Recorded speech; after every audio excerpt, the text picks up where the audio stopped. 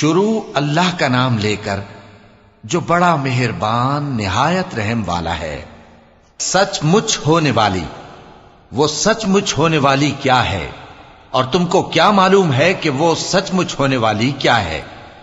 وہی کھڑکھڑانے والی جس کو سمود اور عاد دونوں نے جھٹلایا۔ سو سمود تو زبردست زلزلے سے ہلاک کر دیے گئے، رہے عاد تو ان کو نہایت زوردار آندھی سے تباہ کر دیا گیا۔ اللہ نے اس کو 7 رات اور 8 دن ان پر چلائے رکھا۔ تو اے مخاطب، تو ان لوگوں کو اس میں اس طرح گرے ہوئے دیکھتا جیسے کھجوروں کے کھوکھلے تنے، پھر کیا تو ان میں سے کسی کو بھی باقی دیکھتا ہے؟ اور فرعون اور جو لوگ اس سے پہلے تھے اور وہ جو الٹی ہوئی بستیوں والے تھے سب گناہ کے کام کرتے تھے، سو انہوں نے اپنے پروردگار کے پیغمبر کی نافرمانی کی تو اللہ نے بھی ان کو بڑا سخت پکڑا۔ جب پانی طغیانی پر آیا تو ہم نے تم لوگوں کو کشتی میں سوار کر لیا تاکہ اس کو تمہارے لیے یادگار بنائیں اور یاد رکھنے والے کان اسے یاد رکھیں۔ پھر جب سور میں ایک بار پھونک مار دی جائے گی اور زمین اور پہاڑ دونوں اٹھا لیے جائیں گے، پھر ایک بار ہی توڑ پھوڑ کر برابر کر دیے جائیں گے، تو اس روز ہو پڑنے والی یعنی قیامت ہو پڑے گی، اور آسمان پھٹ جائے گا تو وہ اس دن کمزور ہوگا، اور فرشتے اس کے کناروں پر ہوں گے، اور تمہارے پروردگار کے عرش کو اس روز 8 فرشتے اپنے اوپر اٹھائے ہوں گے۔ اس روز تم لوگ سب پیش کیے جاؤ گے اس طرح کہ تمہاری کوئی پوشیدہ بات چھپی نہ رہے گی۔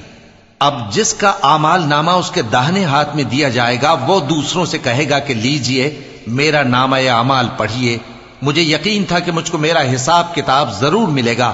پس وہ شخص من مانے عیش میں ہوگا، یعنی اونچے باغ میں جس کے میوے جھکے ہوئے ہوں گے۔ ان سے کہا جائے گا کہ جو اعمال تم ایام گزشتہ میں آگے بھیج چکے ہو ان کے عوض مزے سے کھاؤ اور پیو۔ اور جس کا نامہ اعمال اس کے بائیں ہاتھ میں دیا جائے گا تو وہ کہے گا اے کاش مجھ کو میرا اعمال نامہ نہ دیا جاتا اور مجھے معلوم نہ ہوتا کہ میرا حساب کیا ہے۔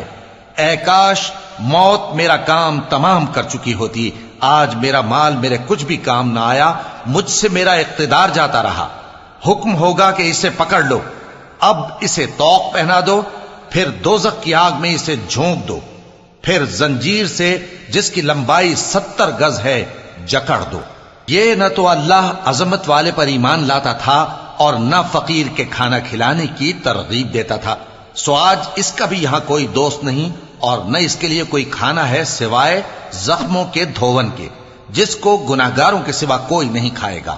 سو میں ان چیزوں کی قسم کھاتا ہوں جو تم کو نظر آتی ہیں اور ان کی جو تمہیں نظر نہیں آتی، کہ یہ قرآن ایک معزز فرشتے کا پہنچایا ہوا کلام ہے، اور یہ کسی شاعر کا کلام نہیں، مگر تم لوگ بہت ہی کم ایمان لاتے ہو، اور نہ کسی کاہن کا قول ہے، لیکن تم لوگ بہت ہی کم غور و فکر کرتے ہو۔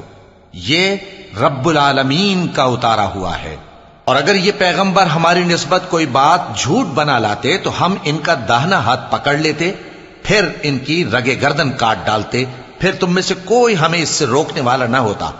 اور یہ کتاب تو پرہیزگاروں کے لیے نصیحت ہے، اور ہم جانتے ہیں کہ تم میں سے بعض اس کو جھٹلانے والے ہیں، نیز یہ کافروں کے لیے موجب حسرت ہے، اور کچھ شک نہیں کہ یہ یقین کرنے کے لائق ہے۔ سو تم اپنے پروردگار عظیم کے نام کی تسبیح کرتے رہو۔